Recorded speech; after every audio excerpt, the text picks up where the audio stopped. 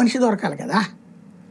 ఇప్పటికి మన దగ్గర లేబర్ కొరత అయిపోయింది, మానవ వనరులు కూడా కొరత అయిపోయింది. ఇతర రాష్ట్రాలకు వెళ్ళిపోయి ఓ 10 మందిని గంటంటే ఓ 3-4 ఇక్కడే ఉంటారులే అని ఆశ, అంత మించేం లేదు. అంటే దీనివల్ల ఓట్లు ఏమైనా పెరుగుతాయా భవిష్యత్తులో? ఓట్లకి ఏం సంబంధం లేదు.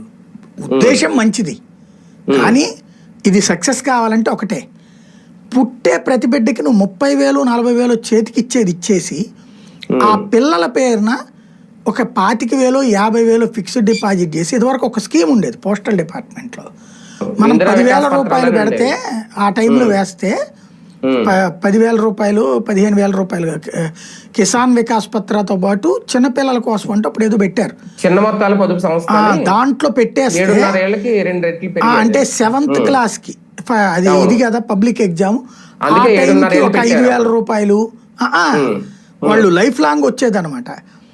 తర్వాత 10th క్లాస్ వచ్చేటప్పటికి 10,000 రూపాయలు, తర్వాత ఇంటర్మీడియట్కి ఫస్ట్ ఇయర్కి ఇంత, సెకండ్ ఇయర్కి ఇంత, డిగ్రీ 3 ఇయర్స్కి ఇంత, డిగ్రీ అయిపోయాక వాళ్ళ పెళ్ళిడికి ఇంత అని ఆడపిల్లల కోసం పెట్టారు. అప్పుడు పెళ్లి టైంకి 2 లక్షలు 3 లక్షలు డబ్బులు వస్తాయి అన్నమాట.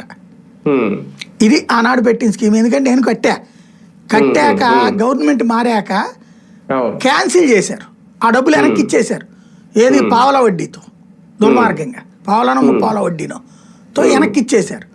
ఇక వాళ్ళకి పిల్లల మీద మనం పెట్టుకున్న పెద్ద ఆశ కోల్పోయాం కదా.